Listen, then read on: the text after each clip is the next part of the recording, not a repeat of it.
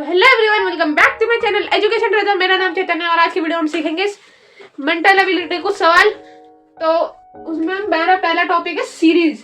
या सीरीज यानी कि हमें पता लगाना है सीरीज में चलते हुए हमें आगे जो आंसर हमें पता लगाना है। इसका भी एक पार्ट है नंबर सीरीज। इसके और भी पार्ट होते हैं सीरीज के, जो कि मान लीजिए लेटर सीरीज, सिंबल सीरीज, वो आगे सीखेंगे। पर इसका फायदा क्या है? इसका फायदा ये मेंटल एबिलिटी वाले जो सवाल हैं हमारे, वो एंट्रेंस एग्जाम या कॉम्पिटिटिव एग्जाम में आते हैं। तो कुछ बच्चे मान लीजिए इसकी तैयारी कर रहे हैं या फिर किसी को कई जॉब पानी है, तो उसमें भी ये सवाल बहुत कम आते हैं। आइए सीखते हैं कैसे करते हैं। पहले सबसे पहले हम इस क्वेश्चन को देखेंगे। आप सबसे पहले मेरे को क्वेश्चन का आंसर दीजिए, क्या आप ये सॉल्व कर पा रहे हैं? देखिए पहले सवाल 4, 8, 12, 16। यहाँ पे आ गया क्वेश्चन मार्क, तो यहाँ पे क्या आएगा?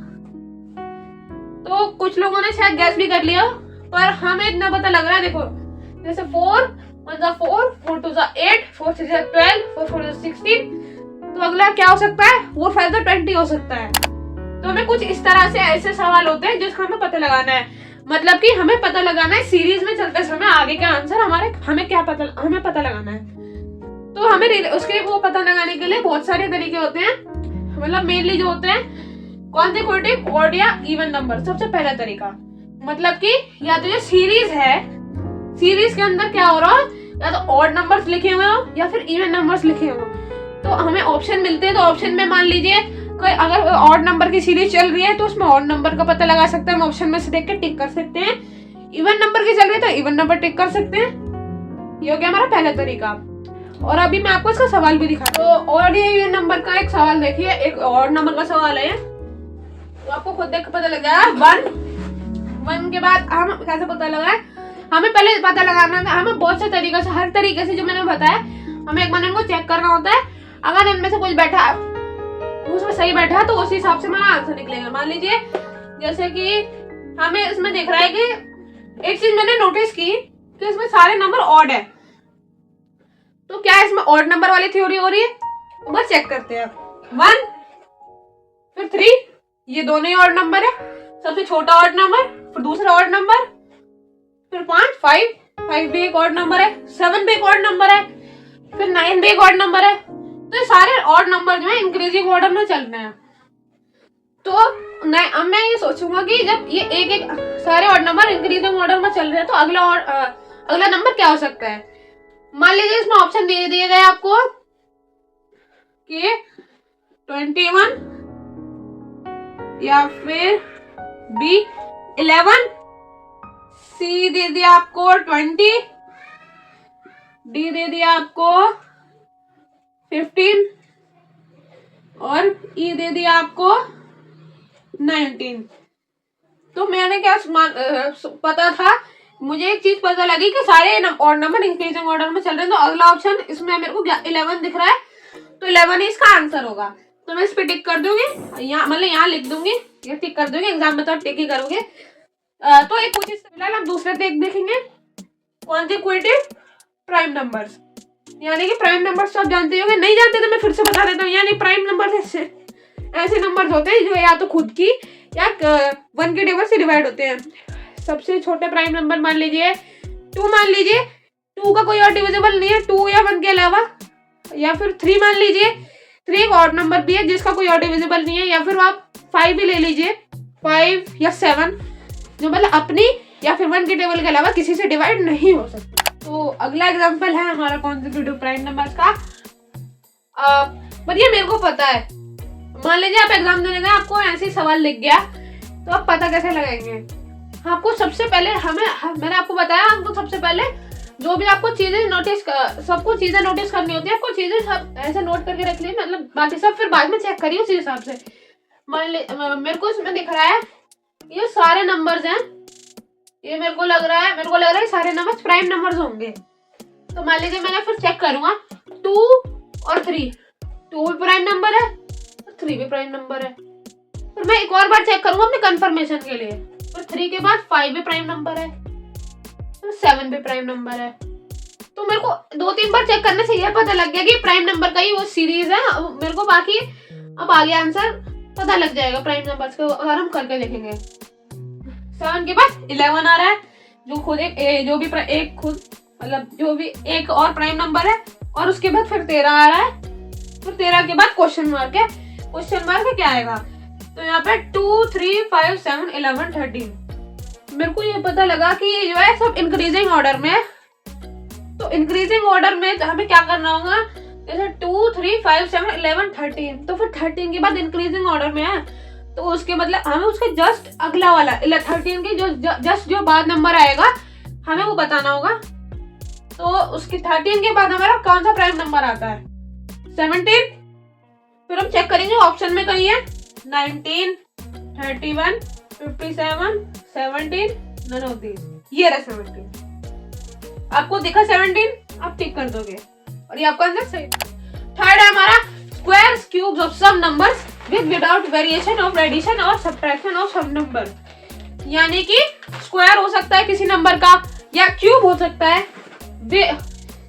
और एक और चीज भी हो सकती है, या तो उसमें किसी और एडिशन या सब्ट्रैक्शन करके हमें नंबर दिए हो, या फिर उसके बिना भी हो सकता है।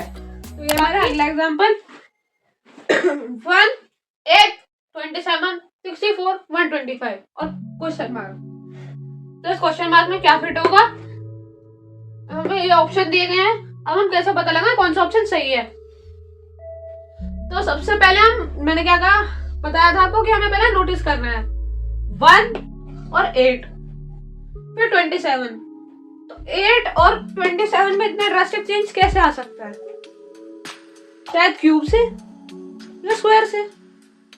तो अगर मैं करके देखूं 1 का क्यूब 1 या 1 का स्क्वायर 1 और 2 का स्क्वायर करेगा तो 4 आ जाएगा, लेकिन 4 तो यहाँ पे है नहीं। तो वही अगर मैं क्यूब करके देखूं तो 1 का क्यूब 1, 2 का क्यूब 8, 3 का क्यूब 27, 4 का क्यूब 64, 5 का क्यूब 125। और जिन्हें कोई क्यूब जानने में दिक्कत हो रही है, मैं बता दूं क्यूब क्या होता है।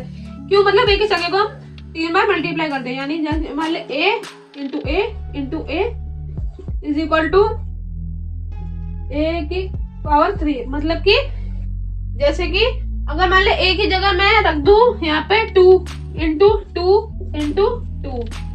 तो यहाँ पे क्या होगा 2 2 जा 4, एलसीएम करें ना, एलसीएम 2 2 जा 4, 4 2 जा 8। तो क्यूब कुछ इस तरह से होते हैं, हमें उसको 3 बार मल्टीप्लाई करना होता है। जो आंसर आएगा हमें उसको इससे मल्टीप्लाई करना है, फिर तब जाके हमारा क्यूब निकलेगा। तो ऐसे अगर हम 3 का क्यूब देखें तो 3 का क्यूब भी यही होगा, 3 3 जा 9, 9 3 जा 27, 4 का क्यूब 64, 5 का क्यूब 125। तो वैसे ही अब कॉमा में क्या फिट होगा? तो यहाँ पे पहले 1 का क्यूब है, फिर 2 का क्यूब है, 1 का है, फिर 2 का है, फिर 3 का है, फिर 4 का है, फिर 5 का है। तो जब ये सीरीज नेचुरली चल रही है तो अगला फिर 6 का ही क्यूब हो सकता है। करके देखते हैं 6 इंटू 6 इंटू 6, 6 से 36, 36 इंटू 6 करके देख लेते हैं।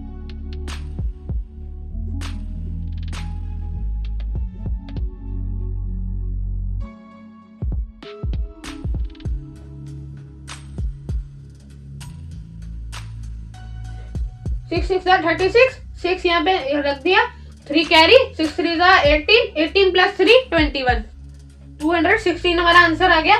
तो हम ऑप्शन में देखते हैं 216 है क्या कहीं? 172 नहीं है, बी 176 नहीं है, सी 216। हमें अपना आंसर मिल गया। तो हमारा आंसर क्या है? सी 216। ये था हमारा क्यूब का एग्जांपल। क्यूब स्क्वायर के भी आ सकते हैं, बाकी आपको पता लगाना पड़ेगा क्या सीरीज है। बाकी अगर आप प्रैक्टिस करेंगे इनकी और ज्यादा तो आपको पता लग जाएगा। और बाकी हमारा चौथा है sum product difference of preceding numbers of preceding numbers. मतलब कि या तो जो हमें सीरीज चल रही है उसमें, या जैसे कि मैंने आपको बताया प्रोडक्ट जानते हैं, मतलब मल्टीप्लाई करना। जैसे कि सीरीज में हो रहा था, जैसे 4 के इसमें मल्टीप्लाई वगैरह प्रोडक्ट था ना, तो वैसे ही हमें किसी नंबर का प्रोडक्ट हो सकता है। ऐसे भी सवाल हो सकते हैं। मान लीजिए जैसे 63 और आगे 58, मतलब मान लीजिए यहाँ पे 9 है, तो यहाँ पे 9 कैसे मतलब ये कहना चाह रहे हैं यहाँ पे, यानी कि यहाँ पे कुछ भी हो सकता है, मतलब प्रोडक्ट हो सकता है। यानी अगर हम इन दोनों को मल्टीप्लाई करेंगे 6 3 9 ऐसे भी सीरीज। और हमारा 5वां पॉइंट है addition, subtraction, multiplication, division by some number.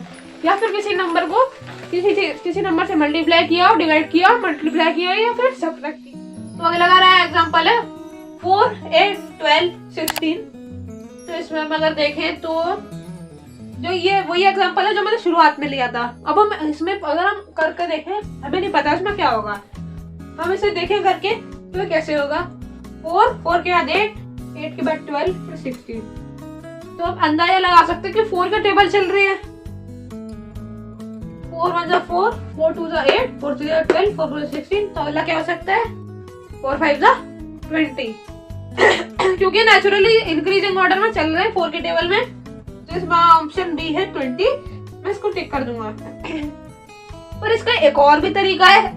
जरूरी नहीं है कि हम यही देखें कि इसके अंदर 4 के टेबल चल रही है। हम ये भी देख सकते हैं हर बार ये 4 प्लस हो रहा है। जैसे मान लीजिए 4 + 4 = 8, 4 + 4 + 4 3 बार प्लस हुआ, तीसरी बारी थी ना, तो यहाँ पे 8 प्लस, या फिर मान लीजिए यही प्लस कर दूं मैं 8 + 4 12।